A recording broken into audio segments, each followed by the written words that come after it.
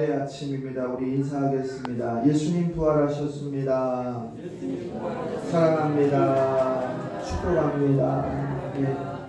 예수님께서 말씀하셨죠. 나는 부활이요 생명이다. 이 말씀이 저와 여러분의 2021년 첫 번째 소망이 될 줄로 믿습니다. 이 부활은 기독교만이 가지고 있는, 교회만이 가지고 있는 가장 강력한 메시지입니다. 성경의 말씀에 가장 귀하고 복된 메시지가 무엇인가 라고 보았을 때 부활입니다. 부활이 없다고 한다면 기독교처럼 기만적이고 허무맹랑하고 신화 같은 종교도 없을 겁니다. 그러나 우리에게 부활이 있기에 우리는 불쌍하지도 않고 우리는 명백한 부활의 증인으로서 참여자로서 복된 사람으로서 우리가 살아갈 수 있음을 믿는 2021년의 부활절의 아침이 되기를 주의 이름으로 축복합니다. 나는 부활이다. 나는 생명이다 말씀하신 예수님. 그 예수님을 기억하면서 우리가 어떠한 믿음의 결단을 할 것인가. 오늘 마태복음 28장은 네 가지의 자세를 우리에게 소개하고 있어요. 부활의 소식을 어떻게 준비하고 받아들여야 될 것인가. 첫 번째로 보면 주님을 사모하는 마음으로 우리가 부활의 아침을 맞아야 된다라는 거예요. 오늘 1절의 말씀에 보니까 안식일이 다 지나고 안식 후 첫날이 되려는 새벽에 막달라 마리아와 다른 마리아가 무덤을 보려고 왔다 그랬어요. 이 막달라 마리아와 다른 마리아는 어떤 사람들이었느냐? 예수님이 계실 때도 제자들과 함께 평소에도 제자를 열심히 섬겼던 헌신의 인물들입니다. 예수님의 사랑을 한 몸에 받았던 그 인물들이었어요. 그 사람들이 이 두 명의 여인이 새벽에 예수님의 무덤을 찾아간 거예요. 예수님이 살아생전에도 또 죽었을 때도 그 무덤을 찾아가서 간절한 마음으로 예수님을 보기 위해서 찾아갔던 그 여인이에요. 오늘 부활절의 아침을 맞는 저와 여러분, 이 여인들의 간절한 마음처럼 우리가 예배의 현장에 나와 있는지, 그리고 그 주님을 만나기 위해서 우리가 달려왔는가를 되돌아봐야 합니다. 당시 2000년 전의 여인들의 모습은 제한된 삶을 살았습니다. 남자도 아닌 여자들이 새벽에 예수님의 무덤을 찾아갈 때에 그 두려움, 그 걱정, 근심을 우리가 볼 수가 있는데, 그 무덤은 로마의 군병들이 지키고 있었기 때문에 더더욱이 위험이 있었습니다. 이러한 상황 속에서도 예수님의 무덤을 찾았던 그 여인들, 얼마나 예수님을 사모했는가, 얼마나 예수님을 뜨겁게 사랑했는가, 그 뜨거운 사랑과 열정을 오늘 부활하신 예수님을 통해서 우리가 볼 수가 있는데, 잠시 누가복음 16장으로 돌아가서 보면 이 여인들은 무덤을 찾아갈 때 무엇을 갖고 갔느냐? 누가복음 16장에 보니까 향품을 차지고 가서 무덤에 갔다라는 거예요. 쉽게 얘기하면 부활할 것을 믿고서 간 것이 아니라 죽은 자의 시신에 향유를 발라서 부패된 것을 막고 정성스럽게 장례를 치르겠다라는 마음으로 그 무덤을 찾았던 거라는 거예요. 그런데 그 결과 그곳에 가니까 예수님이 계시지 않았어요. 그리고 천사를 통해서 봤었던 첫 번째 메시지는 주님이 이곳에 계시지 않다라는 거였어요. 사랑하는 성도 여러분, 이 여인들은 철저한 사모하는 마음을 통해서 부활의 첫 증거 되신 주님을 만난 영광을 얻게 되었습니다. 오늘 이 부활의 아침에 우리 성도들이 가져야 될 사모하는 마음을 여러 개를 좀 나열해 볼 텐데, 그 부활의 신앙의 사모함이 저와 여러분의 사모함이 되어야 될 줄로 믿습니다. 첫 번째로 보면 이 여인들은 주님만을 사모했습니다. 시편 143편의 말씀에 보니까 주를 향하여 손을 펴시고 내 영혼이 마른 땅같이 주를 사모합니다. 내가 주님을 그리워합니다. 내가 주님만을 고대합니다. 내가 주님만을 두 손을 들고 사모하며 기도합니다라고 하는 마음으로 무덤을 찾았더라라는 거예요. 두 번째로 보면 이 여인들은 주의 말씀을 사모했습니다. 시편 119편의 말씀에 보니까 내가 주의 법도를 사모하며 주의 의를 소승케 하고 살아나게 하소서. 하나님의 말씀으로 내게 새 생명을 주십시오라고 하는 그 믿음으로 부활의 현장에 참여했던 그 여인들의 사모함을 우리는 본받아야 됩니다. 또 이 여인들은 시편 70편의 말씀에 보니까 주의 구원을 사모하는 자로서 하나님은 광대하시다, 하나님은 위대하시다 라고 하는 말씀을 선포했던 자들입니다. 또 이 여인들은 주의 전을 사모했습니다. 시편 84편의 말씀에 보니까 내 영혼이 여호와의 궁정을 사모하며 쇠약하며 내 마음과 육체가 생존하시는 하나님께 부르짖나이다. 부활을 찾는 사람은 어떤 사람이냐? 우리의 영혼이 하나님의 전에 거하기를 그리워하고 우리의 영혼이 주님을 사모하되 마음과 몸과 모든 것이 살아계신 하나님의 기쁨의 노래가 되기를 사모한다라는 거예요. 또 이 여인과 같이 사모하는 사람은 어떠한 사람이냐? 신령한 것을 사모하는 사람이 되어야 된다라는 거예요. 베드로전서 2장의 말씀에 보면 갓난아기와 같이 순전하고 신령한 것을 그리워하라. 갓난아기와 같이 순령하고 순수하고 신령한 것, 먹지 않으면 죽을 수밖에 없는 그 생명의 위기처럼 그것을 그리워하라. 신령한 것을 그리워하라 라는 거예요. 그래서 그것을 먹고 자라서 성장해서 구원에 이르기까지 자라나라. 그것을 사모하라 라고 말씀하고 있습니다. 또 하늘의 본향을 사모해야 된다. 히브리서 11장 6절의 말씀을 세 번역으로 보면 이렇습니다. 하나님께서는 자기를 찾는 사람들에게 상을 주시는 분이라는 것을 믿어야 합니다. 하나님께서는 자기를 찾는 사람들에게 상 주시는 이라는 것을 믿어야 합니다. 믿어야 합니다를 강조하면서 우리가 무엇을 사모해야 될 것인가를 가르쳐주고 있습니다. 또 우리는 선한 일을 사모해야 됩니다. 그리스도인은 그 선한 일을 사모하는 거예요. 또 그리스도인은 지혜를 사모해야 됩니다. 또 그리스도인은 더 큰 은사를 날마다 사모하면서 가장 좋은 것을 하나님께서 우리에게 허락하신다는 것을 보고 사모해야 된다는 거예요. 이 여인들처럼 사모하는 과정의 여러 것을 우리가 소개해 보았습니다. 거기에서 우선순위를 두고 살아간다면 지금 이 여인들이 고백했던 삶의 우선순위의 모습을 우리에게 비춰본다면 우리가 가지고 있는 우선순위는 얼마나 어리석은가, 우리가 가지고 있는 우선순위가 얼마나 많이 바뀌어야 되는가를 우리는 고쳐야 되고 깨달아야 될 줄로 믿습니다. 우리는 먼저 주님께 대한 사모함이 우리의 삶의 모든 기준의 첫발이 되어야 될 것을 부활의 아침에 결단하시기를 주의 이름으로 부탁을 드립니다. 또 두 번째로 보면 2021년 부활절에 우리가 가져야 될 마음은 이제 죽은 무덤을 떠나야 된다. 죽었던 무덤, 그리고 죽어있는 흔적의 무덤을 즉시 떠나야 된다라는 거예요. 오늘 8절의 말씀에 보니까 그 여자들이 무서움과 큰 기쁨으로 빨리 무덤을 떠났다 이렇게 선포합니다.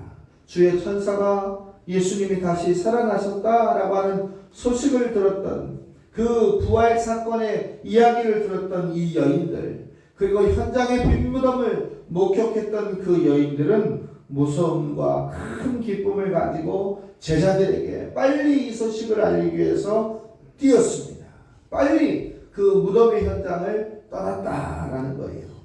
이 무덤의 현장을 떠났다라고 하는 것은 우리에게, 오늘을 살아가는 우리에게 무엇을 말씀하고 있냐면 죄악의 무덤을 떠나라, 두려움의 무덤을 떠나라, 근심과 또 사탄의 엄매에 있는 우리의 무덤을 떠나라라는 말씀이에요. 우리가 가지고 있는 우상의 무덤, 우리가 갖고 있는 썩은 것, 생명이 없는 것, 부패한 것, 악취한 것, 그러한 것들을 떠나라라고 하는 무덤을 떠나는 소망을 우리에게 주셨다는 말씀입니다. 사랑하는 성도 여러분, 무덤은 어떤 곳입니까? 이 육체의 인생이 갈라져서 이제 통곡이 있고 슬픔이 있고 육신적인 재회가 다시는 없는 것이 무덤이라고 한다면 그것은 슬프고 그것은 통곡이 있는 것입니다. 그것을 떠날 수 있는 지혜가 저와 여러분에게 있기를 주의 이름으로 부탁을 드립니다. 시편 기자의 말씀에 보면 복이 있는 사람은 악인의 꾀를 쫓지 아니하고 죄인의 길에 서지 아니하고 오만한 자의 자리에 앉지 아니한다 그랬어요. 우리는 우리가 있어야 될 자리가 아닌 곳에서 즉시 떠날 수 있는 결단이 이 부활의 아침에 있어야 될 줄로 믿습니다. 좋은 것, 복된 것, 은혜로운 것, 신령한 것, 감사한 것, 축복의 현장 가운데서 우리가 날마다 머무를 수 있는 저와 여러분이 되어야 될 줄로 믿습니다. 우리가 버려야 할 것 같은 것 얼마나 많이 있습니까? 버려야 할 것 같지만 아까워서 버리지 못하는 것, 또 버려야 할 것 같지만 언젠가 써야 될 것 같아서 버리지 못하고 있는 인생의 모습들을 우리가 바라보면서 그것을 버릴 수 있고 그 무덤을 떠날 수 있는 이유는 주께서 더 좋은 것으로, 더 아름다운 것으로 채우실 것이라고 하는 믿음의 확신이 우리에게 있을 때 우리가 그 무덤을 떠날 수 있다는 사실을 고백하고 그 무덤의 현장에서 빨리 가장 행복하고 기쁨과 즐거움이 있는 것으로 이탈하시기를 주의 이름으로 부탁을 드립니다. 마태복음 4장 16절의 말씀에 보면 흑암에 앉은 백성이 큰 빛을 보았고 사망의 땅과 그늘에 앉아있는 그들에게 주의 빛이 비치었도다 이렇게 얘기했어요. 주님의 빛을 보는 순간 사망의 그늘이 떠나가고 사망의 그늘이 없어지고 그 그늘에서 우리가 벗어날 수 있다는 사실을 소망합니다. 주님께서 오늘 부활의 아침에 영접하는 자들을 찾고 그 많은 사람들을 축복해 주십니다. 오늘 우리가 예수를 믿는 믿음으로 생명의 부활을 약속받은 부활의 승인으로 우리가 살아간다면 죽음이 아니라 죽음에서 생명으로, 생명에서 축복으로 바뀌어지는 아름다운 현장 가운데서 저와 여러분이 거할 줄 믿으시길 주의 이름으로 축복합니다. 또 부활의 주님을 만난 세 번째 이유는 무엇이냐면 빨리 복음을 전해야 된다라는 거예요. 8절 이하의 말씀에 보니까 제자들에게 알리려고 다름질할세 이랬어요. 여인들이 예수님의 죽음으로 좌절을 받고 심지어는 그 향유를 가져다가 이 무덤 가운데서 뿌려서 이 육체의 시신을 보존하려고 했던 시리에 빠졌던 여인들, 그리고 그 모습을 지켜보았던 제자들, 누구나가 실망하고 있는 이때에 이 여인들은 제자들에게 부활의 빠른 기쁜 소식을 알려주기 위해서 다름질했다라는 거예요. 주님이 부활하셨습니다. 주님은 살아나셨습니다. 약속대로 회복의 증거를 우리에게 주셨습니다라고 하는 이 말씀을 빨리 증거하기 위해서 달려갔다라는 거예요. 요한복음 20장의 말씀에 보니까 이 여인들에게 세 가지의 것을 목격하게 했는데 첫 번째가 무엇이었냐면 평안하라 라고 하신 주님의 말씀, 네가 평안하기를 원한다 라고 하는 말씀을 주셨고, 두 번째는 요한복음 20장은 너희가 내가 하나님으로부터 파송받은 것처럼 너도 내가 너희를 파송한다. 또 세 번째로 보면 내가 너희를 파송할 때 권세를 주어서 파송한다 라는 것을 선포해 주셨습니다. 오늘 이 여인들처럼 우리 주님의 복음을 빨리 들고 뛰어갈 수 있는 저와 여러분이 되시기를 주의 이름으로 부탁을 드립니다. 부활이 우리에게 있으니까 그 부활의 소식을 전하는 데 있어서 머뭇거리거나 주저하거나 생각하면 안 된다는 거예요. 온 천하에 복음을 전하라 하신 주의 명령을 기억하는 자가 되어야 될 줄로 믿습니다. 이 지구상에 얼마나 아직도 예수를 믿지 못하고 받아들이지 못하고 구원의 소식을 듣지 못하는 사람들이 얼마나 많이 있습니까? 심지어는 예수 그리스도라고 하는 이름을 한 번도 들어보지 못한 백성들이 있을 만큼 아직도 미전도 종족이 있다는 사실을 기억해야 됩니다. 우리 부활의 아침을 맞이해서 우리 한영제일교회 성도 여러분, 우리는 어떻게 빨리 복음을 전할 수 있을까요? 우리는 어떻게 우리의 복음을 더 많은 사람들에게, 더 많은 민족에게, 더 많은 백성들에게 전할 수 있을까요? 코로나19라고 하는 이 위중의 시대에 어떤 학자들은 1000개의 교회가 문을 닫았다. 어떤 학자들은 3000개의 교회가 1년 사이에 문을 닫았다라고 이렇게 이야기하고, 선교사들과 통화를 하면 교회가 어려우니 선교비가 줄어들고 있고, 교회가 어려우니 선교사들이 새로운 노동을 취해서 살아가야 한다라고 하는 어려운 현장의 보고들을 지속적으로 우리에게 보내주고 있습니다. 우리는 이 부활의 아침에 더 많은 복음을 전하기 위해서 선교와 전도의 현장 가운데서 우뚝 설 수 있는 저와 여러분이 되어야 될 줄로 믿습니다.